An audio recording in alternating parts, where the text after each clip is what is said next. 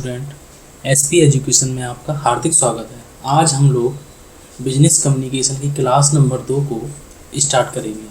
तो क्वेश्चन में लिखा हुआ है, क्वेश्चन नंबर 1 में लिखा हुआ है कि व्यावसायिक संप्रेषण के मौलिक कितने रूप होते हैं।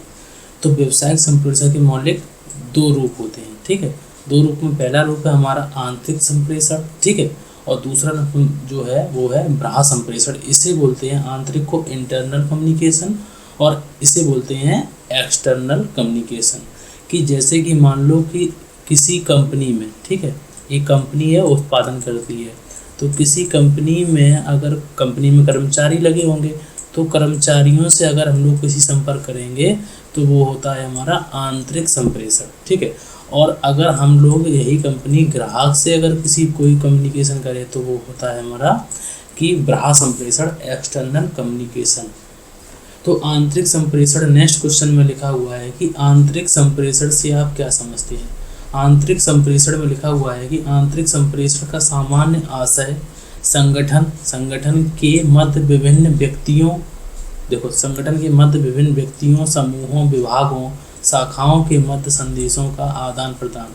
जैसे कि मान लो विभाग है, जैसे कि मान लो एक है विक्रय विभाग, ठीक है, विक्रय विभाग है, और दूसरा है हमारा क्रय विभाग। ये दोनों आपस में कम्युनिकेशन करेंगे तो ये हमारा आंतरिक संप्रेषण है। ठीक है, और भी है जैसे कि मान लो कि शाखाओं के द्वारा एक ब्रांच दूसरी ब्रांच से संपर्क करती है या फिर कम्युनिकेशन करती है तो उसे आंतरिक कम्युनिकेशन कह सकते हैं, मतलब कि इंटरनल कम्युनिकेशन कहा जा सकता है।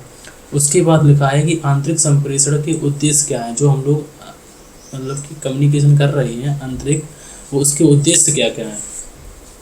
तो पहला उद्देश्य है उसमें कर्मचारियों में नेतृत्व व निर्देशन गुणों का विकास करना, जिससे कि हमारे टारगेट पूरे हो सके।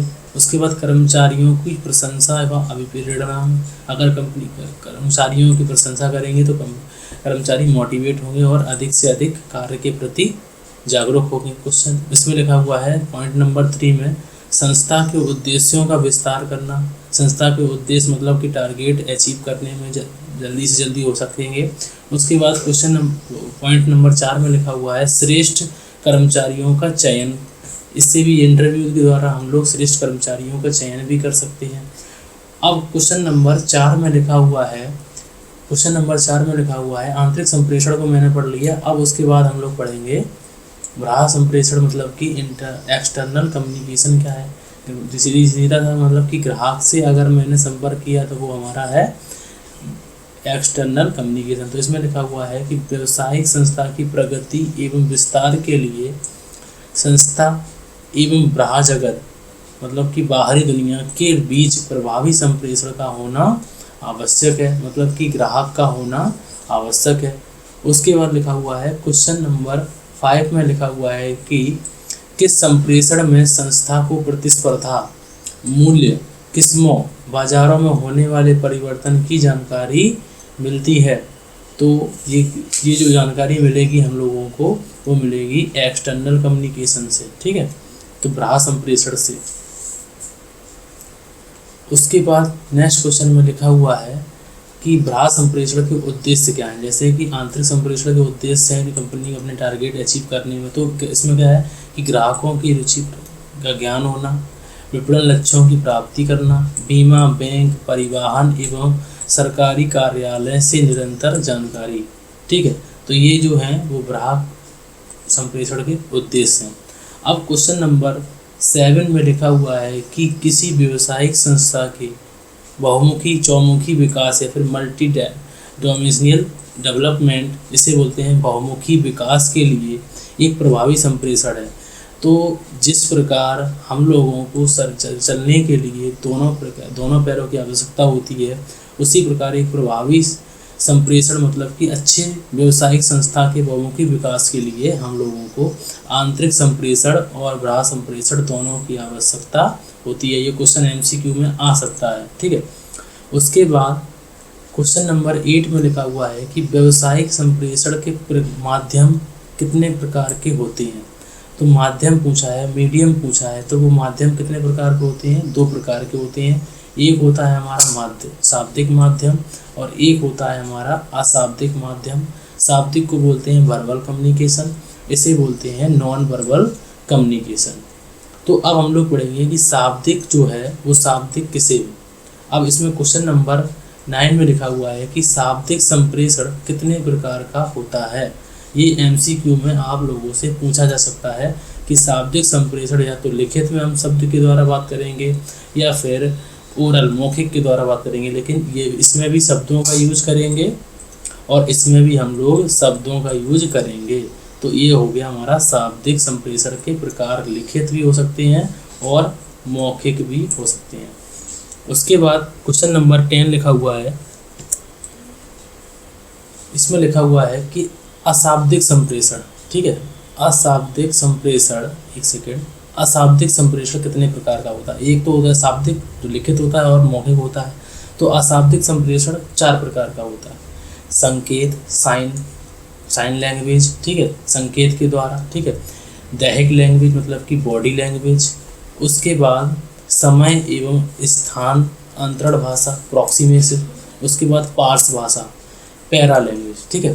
तो ये जो अशाब्दिक संप्रेषण है कि इसके प्रकार हैं, इसको भी साइन लैंग्वेज को 2 भागों में बांटा गया है। इसी में भी 2 भागों में बांटा गया है कि एक दृश्य होता है, एक होता है दृश्य और एक होता है अदृश्य, ठीक है।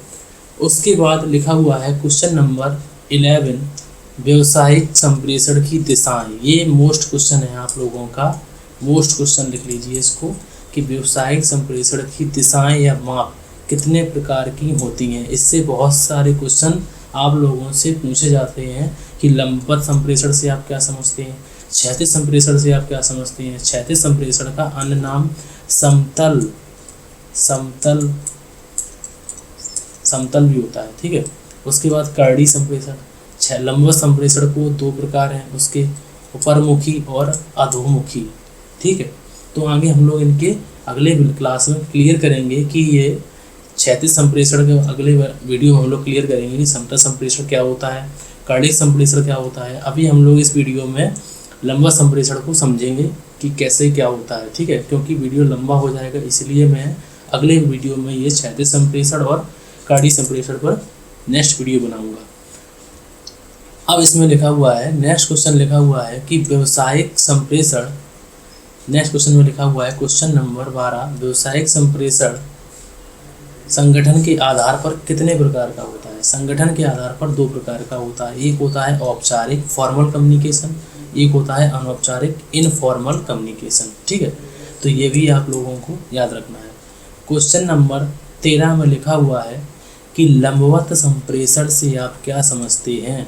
लंबवत संप्रेषण जो मैंने आपको बताया है कि पहला जो पार्ट है लंबवत संप्रेषण से आप क्या समझते हैं, ठीक है। तो उसको हम लोग क्लियर करेंगे कि लंबवत संप्रेषण, एक बार आप लोग बस थोड़ी सी लैंग्वेज है कि लंबवत संप्रेषण प्रायः उच्च अधिकारी से निम्न अधिकारी अथवा निम्न अधिकारी से उच्च अधिकारी, मतलब कि एक उच्च अधिकारी है, कोई निर्देशक है, ठीक है,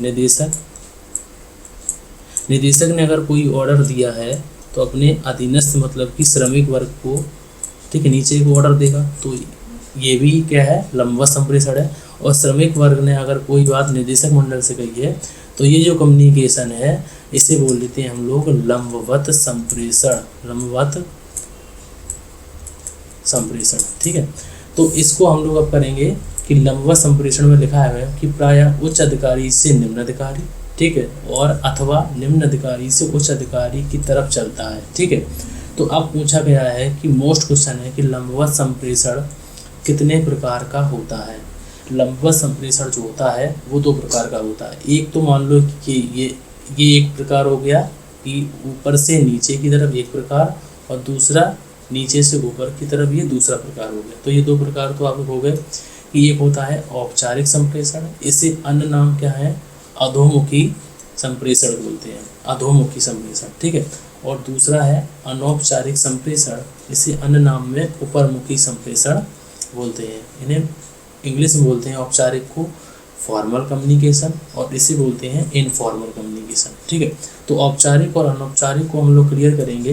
तो सबसे पहला क्वेश्चन में लिखा हुआ है क्वेश्चन नंबर 15 में कि औपचारिक संप्रेषण से आप क्या समझते हैं। औपचारिक संप्रेषण में उच्च अधिकारी द्वारा अपने अधीनस्थ अधिकारी या कर्मचारी से बात की जाए तो वह संप्रेषण औपचारिक संप्रेषण होता है। उदाहरण के द्वारा एक स्पष्टीकरण मैंने दिया है आपको कि जैसे मान लो कि एक निदेशक मंडल ने अगर कोई ऑर्डर दिया तो वो अपने प्रबंध निर्देशक को देगा, प्रबंध निर्देशक किसे देगा, लिपिक वर्ग को देगा, और लिपिक वर्ग अपना किसे संप्रेषण देगा, मतलब कि आदेश या फिर ऑर्डर, तो वो देगा कर्मचारी या मजदूर वर्ग को। तो ये जो कम्युनिकेशन है, ये देखिए आप लोग ऊपर से नीचे की तरफ अगर चले तो ये जो हमारा कम्युनिकेशन है इसे बोलते हैं हम लोग औपचारिक संप्रेषण।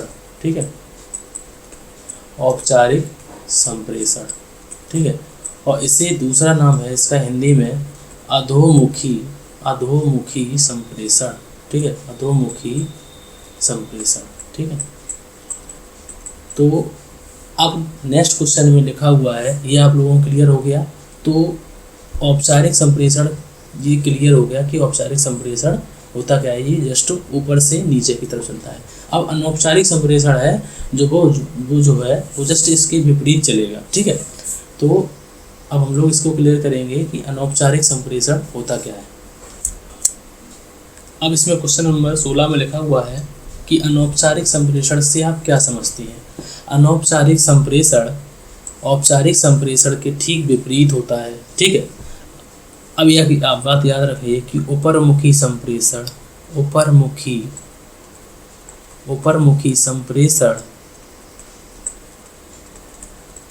अधोमुखी संप्रेषण के ठीक विपरीत होता है। ये भी बात आप लोग याद रखिए। अधोमुखी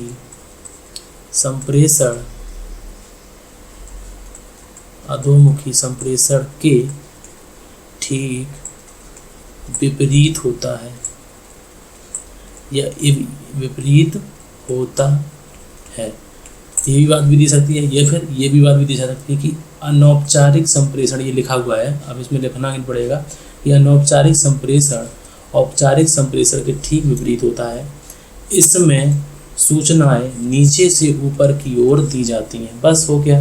तो अनौपचारिक संप्रेषण, औपचारिक समय क्या होता है कि कोई बात ऊपर से नीचे की ओर जाती है, तो इसमें क्या होता है कि अनौपचारिक में नीचे से कोई बात ऊपर की ओर जाती है। तो ये बात याद रखिए कि इधर से जो जाता है, इधर से कोई सूचना जाती है तो वो आदेश के रूप में जाती है, आदेश निर्देश के रूप में, और इधर जो सूचना जाती है वो जाती है एक रूप में। ठीक है, एक सूचना के रूप में। तो आप लोगों को ये वीडियो में मैंने अगले वीडियो में क्लियर करेंगे कि समतल या फिर लंबा संप्रेषण हो गया, उसके बाद समतल को पढ़ेंगे हम लोग, क्षैतिज संप्रेषण को पढ़ेंगे, इसी का दूसरा नाम है क्षैतिज संप्रेषण, और कर्णिक संप्रेषण को पढ़ेंगे, और भी इसके प्रकार हैं, और विद एग्जाम्पल पढ़ेंगे कि कैसे क्या होता है। आप लोगों को क्लियर हो जाएगा पार्श्व संप्रेषण क्या होता है।